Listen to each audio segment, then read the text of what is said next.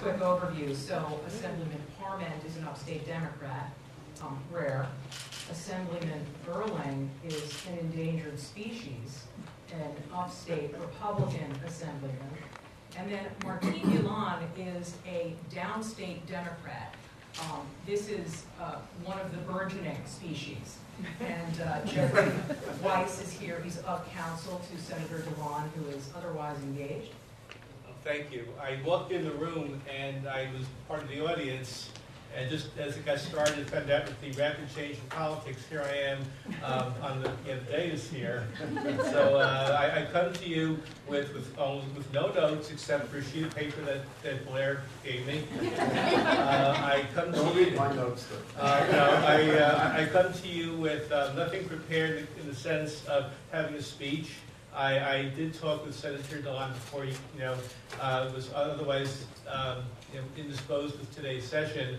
But I am coming here with about 30 some odd years of experience with redistricting because as a young lawyer, well actually a law student in the late 1970s, working for the Assembly majority, which had just taken the majority on 1970s Republican lines, I was sent down to the Census Bureau by then Speaker Stanley Steingut to find out what this is all about, redistricting, and I had no knowledge of computers or any of those things, and now 30 years later, here I am. I spent 3 decades with the Assembly. I'm now with the Senate majority. Let me just also say, and it's just a personal point, I don't know if he's still here, but I grew up in Nassau County, and in the mid-1960s, my first campaign was for then State Senator John Dunn, who was in the back of the room. I don't know if he's still here. Okay, but he was also the Assistant Attorney General in the first Bush administration, responsible for enforcement and oversight of the Voting Rights Act. So things come around, and it is a small circle of people, even over a 40, 50-year path. Being a lawyer, I'll say that whatever I do say will not be representative of any official policy of the New York State Senate, but I'll probably speak more also as a professor of law, where I teach this at Hofstra Law School, and I previously taught other law schools in New York State. They say those who can't teach, I do both. No disrespect to anyone else here. New York was seen actually as one of the pioneers of redistricting in the 1970s. Prior to 1961, the Baker v. Carr case, which set out the principle of one person, one vote, most states never redistricted at all. You had what the British referred to as the rotten boroughs, of people who represent land where there are no people or too many people or just lay stagnant for a decade. In New York State, we had a system where nearly every county had a state senator, and that greatly benefited upstate to the detriment of downstate based on the constitutions of the 1890s. Come 1979, when the then Speaker Stanley Fink and Senator Warren Anderson created the Legislative Advisory Task Force on Reapportionment. And I think as we learned that New York State does not reapportion.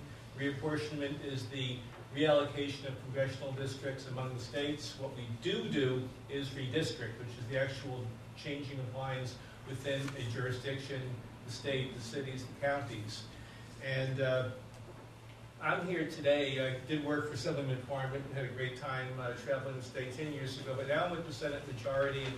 In that context, the Senate Democrats have never redistricted in state history. I have gone back at least into the 1800s, and New York was primarily a Republican state. At least since Baker v. Carr, this would be our first go-around in a majority, and it hasn't happened yet. What we're focusing on this year is the 2010 census. And one thing that the Senate is doing is promoting a very active census engagement program. And if you're taking notes, I want to refer you to our website, because on the website we've got maps that will pinpoint for you down to literally the block level what the targets are for counting people in 2010. So if you're at all concerned with maintaining the base of your current district, then the number one thing is to make sure the populations are there. The website, I hope it's basically a simple one to remember, www.nysenate.gov/census. or just go to nysenate.gov. Census is there on our homepage.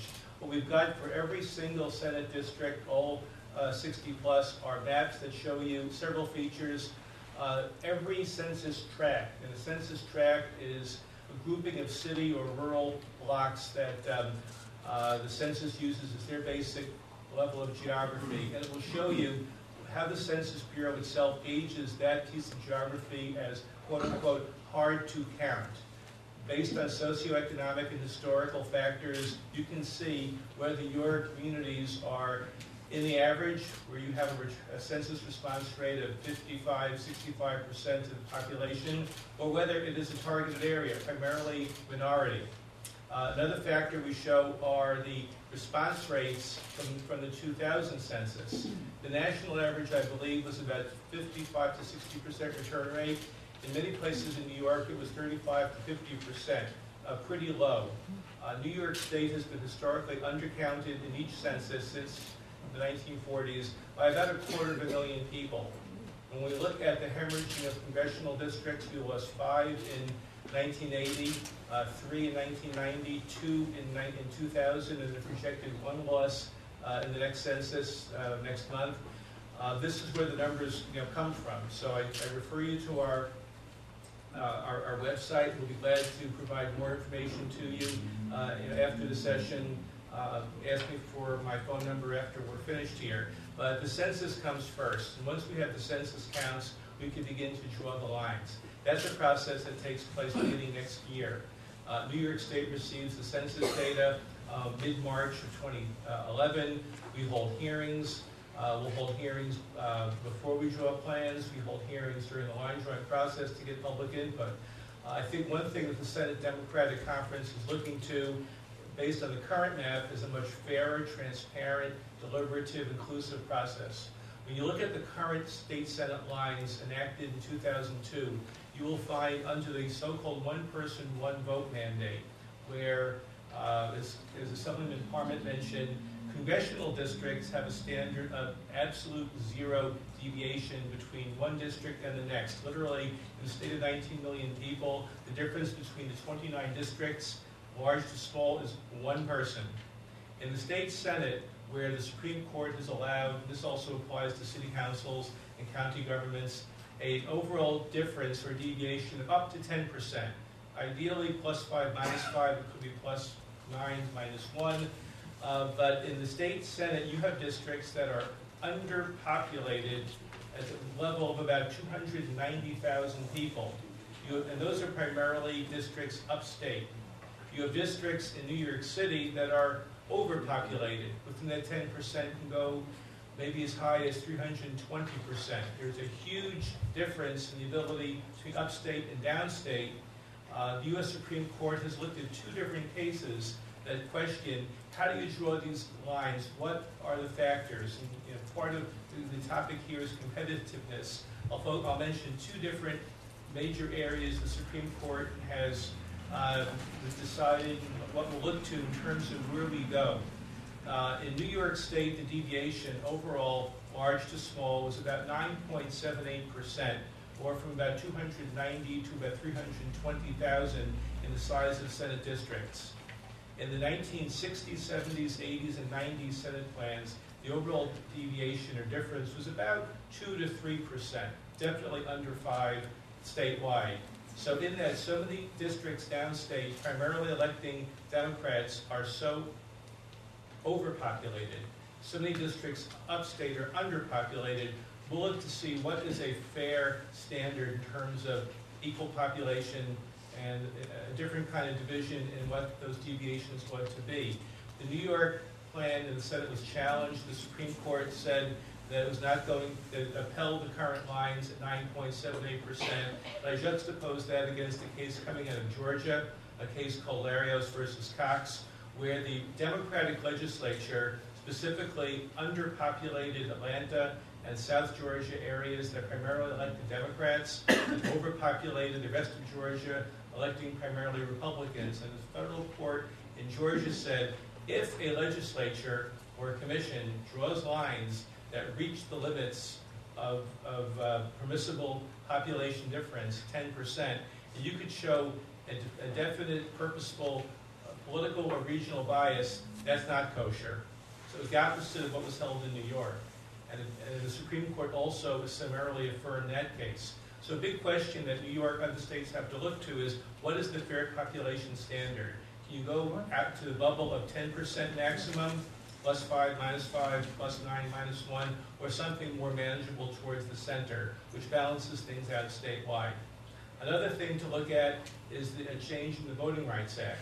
Now, prior to 2 years ago, you can create districts that will meet the test Assemblyman Parment laid out, whether a minority population is large enough, votes the same way, is cohesive, and whether the majority community outside there defeats their candidates of choice. The Supreme Court has said, well, it was actually last year, that to create an effective minority district, you've got to go 50% minority population or greater. So that will, change the dynamic in some areas.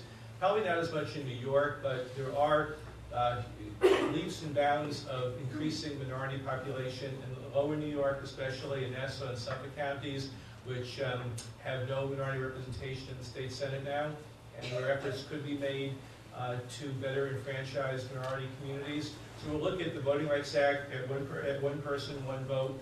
Also nationally, this might be sort of an interesting point, maybe surprising to some, but since Baker v. Carr and since the Voting Rights Act have been in place, since the 1960s or 70s, the 2010 redistricting cycle, the census, will be the first one where there's never been a Democrat in the White House and a democratically appointed Attorney General.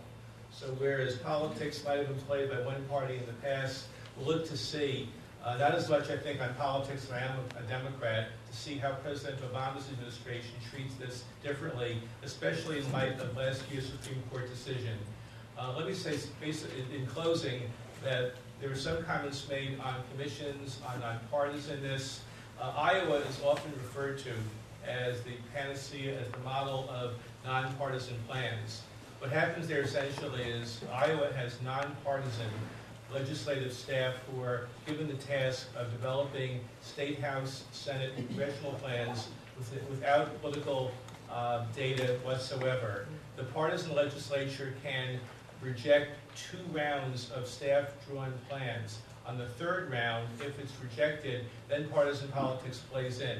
What happened in Iowa in 2001 was that the Republican legislature twice rejected the so-called nonpartisan staff plans because they would have advantaged, in some cases, Democrats. Had Iowa not had a Democratic governor threatening to veto, the whole Iowa redistricting probably would have ended up in court before a judge who was probably elected or appointed by a Democrat or Republican constituency. So Iowa dodged the bullet, and the Democratic governor threatened veto let the second draft of the staff plan kick in. I'd also mention I've served as the counsel to the 2003 New York City Council Manic Redistricting effort, and there you have a whole kitchen sink of prioritized criteria: compactness, contiguity, communities of interest, equal population. Also, the Voting Rights Act in the Bronx, New York, and Kings counties. So there is a dynamic there where you're trying to maintain the same number of African American, Latino, Asian American districts, but also create a level of competitiveness, of compactness, of contiguity. And when the two come in conflict with each other, the Federal Voting Rights Act and the city law, this compromise, we drew one district. It's now was represented for many years by Councilman David Gasky.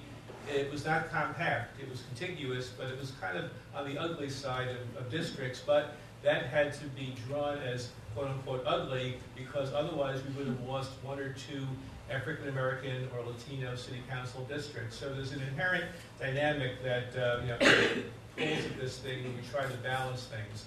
I'd also mention that the 2003 commission, which I served, did develop a plan that gained the support of the Democratic majority in the city council, the Republican minority, albeit 1 or 2 people at that time, and the then Republican mayor.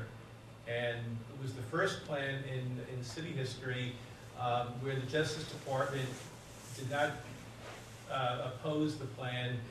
Every other city council plan in the 90s, many of the state assembly plans in previous years were rejected, as the Assemblyman mentioned, for a problem here or there. But that plan sailed through. Nobody threatened.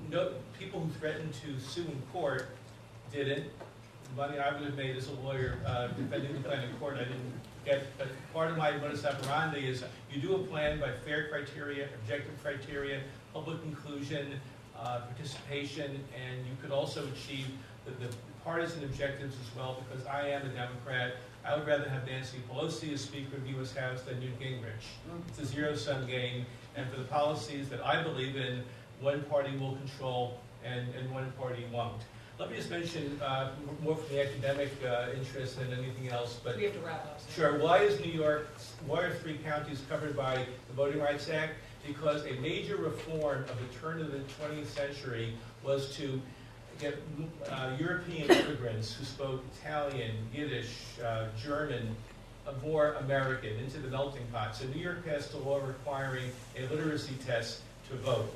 Fast forward to the 1970s. The Voting Rights Act was enacted in 1965, mostly to combat racism in the South, but by adding other factors on literacy as a bar to voting, New York had a discriminatory law unfair to Hispanics who became the language minority 60 years after the Italians and the Yiddish and the Germans and all the other languages learned to speak English. So the best intentions of a century ago, go awry 60 years later. So it's just all part of this process of the zero-sum game of redistricting.